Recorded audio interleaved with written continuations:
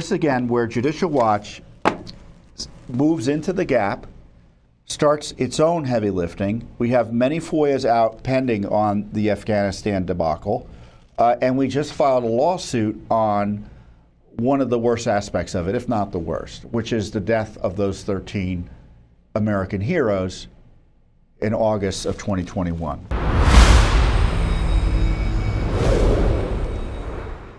Congress, moving on to the next topic, and it's an issue that came up at the debate, is the Afghanistan debacle, the worst surrender, worst defeat in American history.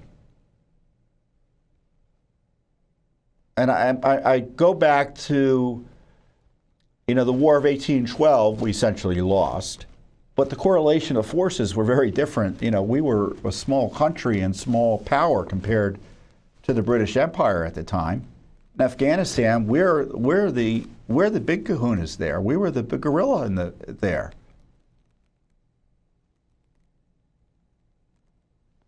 The 800-pound gorilla. And we fled. Chaos caused by Biden's, I would submit it was his dementia that caused that craziness. He refused to listen to any reason from reportedly his advisors who became mum and frozen in the face of this debacle, and just, rather than leaving and resigning or doing what they're able to do under law and ethics, they just allowed the mess to metastasize. They left the air base, Bagram Air Base. The embassy was chaos. And of course, a part of the chaos was because the airport or our air base was abandoned essentially, everyone had to flee out of the unsecured Kabul airport. And that's where, in the midst of the evacuations and the chaos of thousands upon thousands of Afghans trying to flee the country,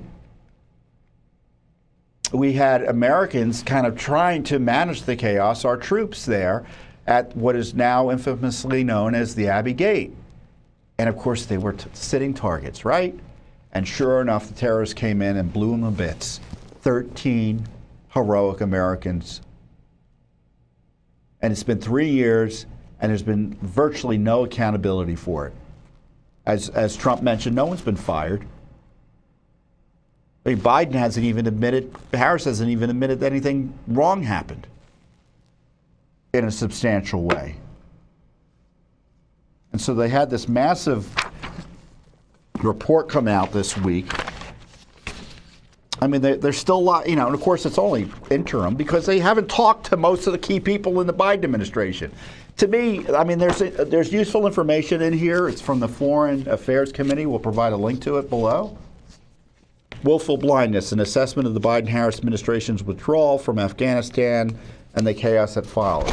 So some useful information in here, but it also highlights the failures of Congress to pursue it all in an aggressive way. I mean, they're still talking. It's a 250-page report, and I want to go down to the recommendations. I'm getting a little distracted here, but I think it's important that you know the way D.C. works, because no one's going to tell you this on TV. I mean, our friends in the conservative media just talk, and I've cited the report, but we should note the deficiencies of the process. One of the investigators, Jerry Dunleavy, he used to work with Judicial Watch, was doing an investigation for the House, and he left because he didn't like the way they were proceeding. Oh, here's the recommendations.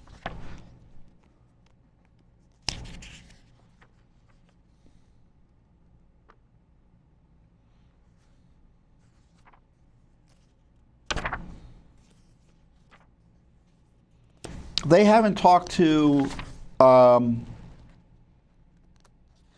Lloyd Austin, for instance. Is it Lloyd Austin or Austin Lloyd? What's the name of this? I did get it right. As I get old, I get worried that I'm turning into Joe Biden when I forget names. I'm sure you all know what I mean.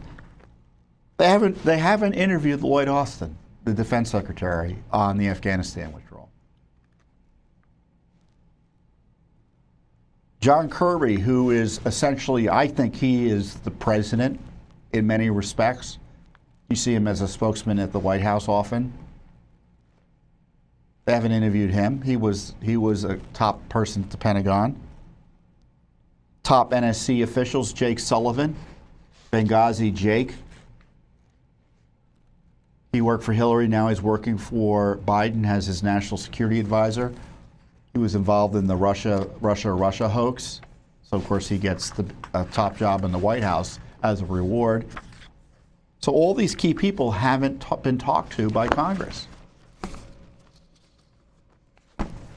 So this is again where Judicial Watch moves into the gap, starts its own heavy lifting. We have many FOIAs out pending on the Afghanistan debacle, and we just filed a lawsuit on one of the worst aspects of it, if not the worst, which is the death of those 13 American heroes in August of 2021.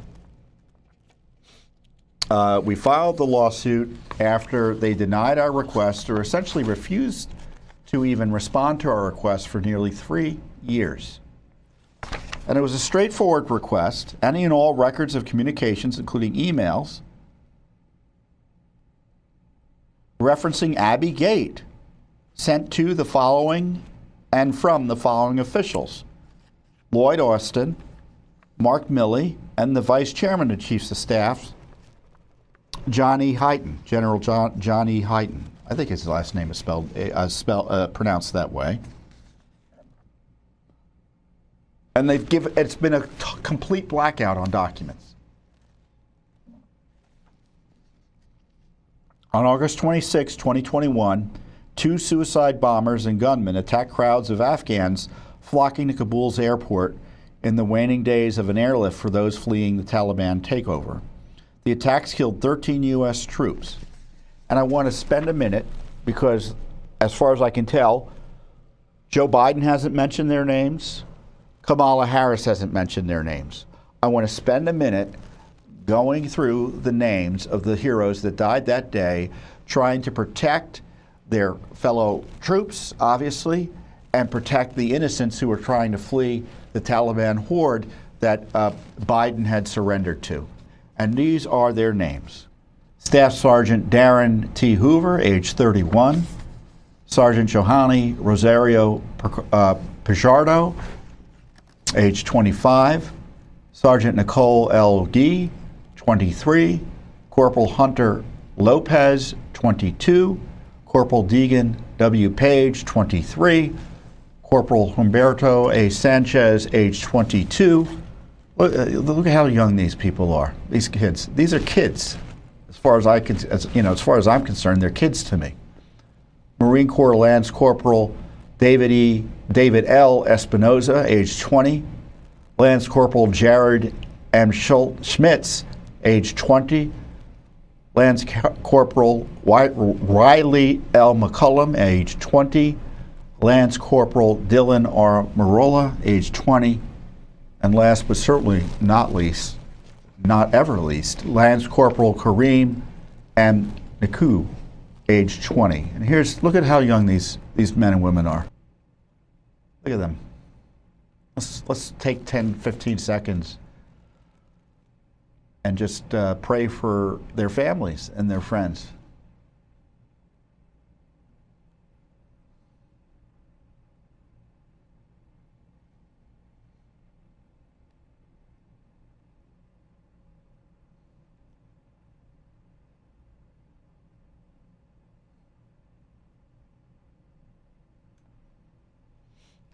So we didn't sue on behalf of the families, although as far as I'm concerned, I'd like to think we're helping the families.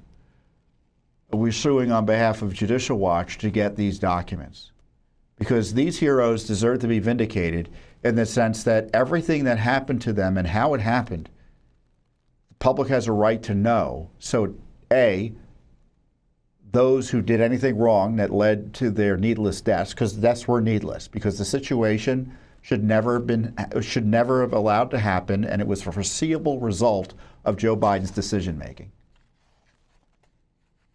And those who robotically implemented it and happily participated in something they knew was going to result in something terrible. And 170 civilians were also killed. 170 civilians. So there's a lot of blood on the hands of the Biden administration in Afghanistan, which continues to pour. Terrorists are rising in Afghanistan. The Taliban is marauding as they've done in the past.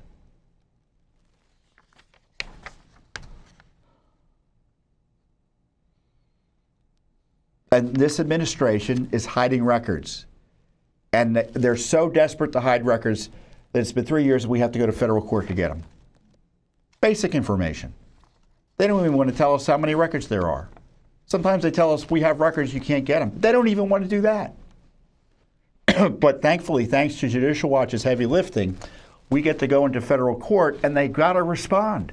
And they have to tell the court, these are the records, this is the number, or we're going to start searching and we'll see what we got. That's the only way to get these people to move off the ball here.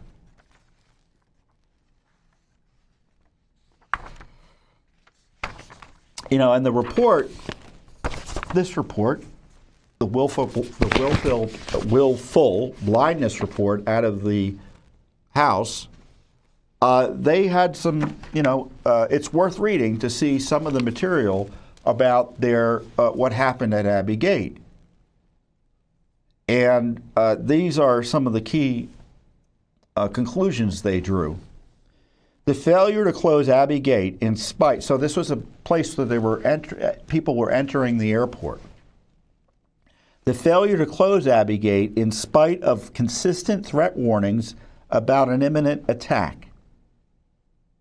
So they knew something was going to come, and they didn't do anything to protect our people. The intention behind this decision was magnanimous, getting innocent civilians to safety, but as a result, U.S. service members were exposed to significant risk. They were killed. The reliance on the Taliban, this is another big point, the reliance on the Taliban for security. I mean, I remember that. Remember that craziness? The Taliban was providing security for the U.S. troops. Relying on a long-time brutal enemy to provide security around the airport was fraught with problems from the very beginning. The Taliban long harbored violent intentions toward Americans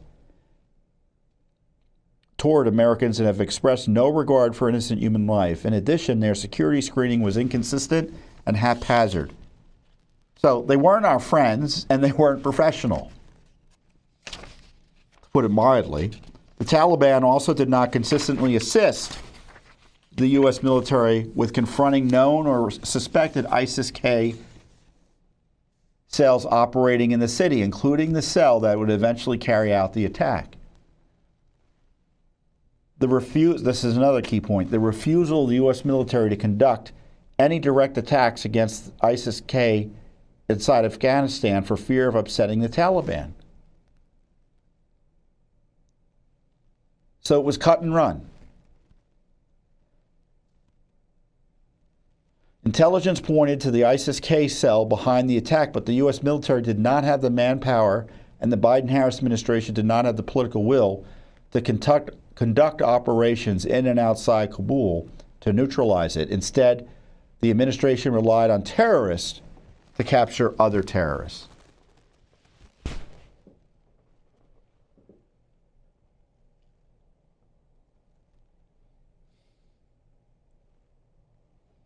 "13 people are dead, and there's been zero accountability other than a report from the House."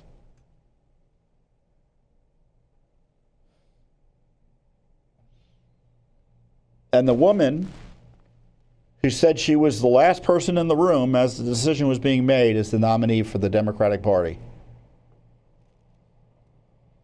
And I don't think she's been asked a question. The media hasn't demanded that she be asked a question on this.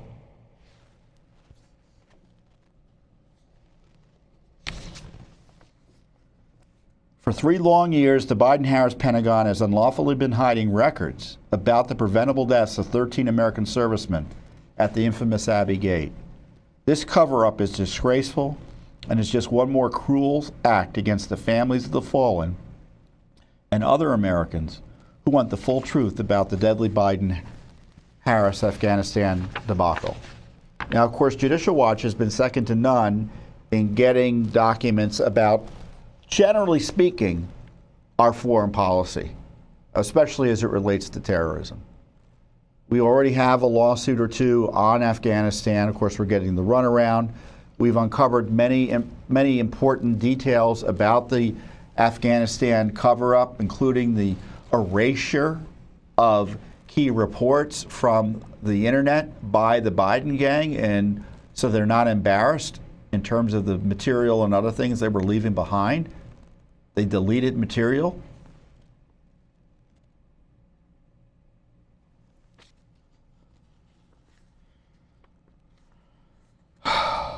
At least $239 million has fallen into the hands of the Taliban under this administration.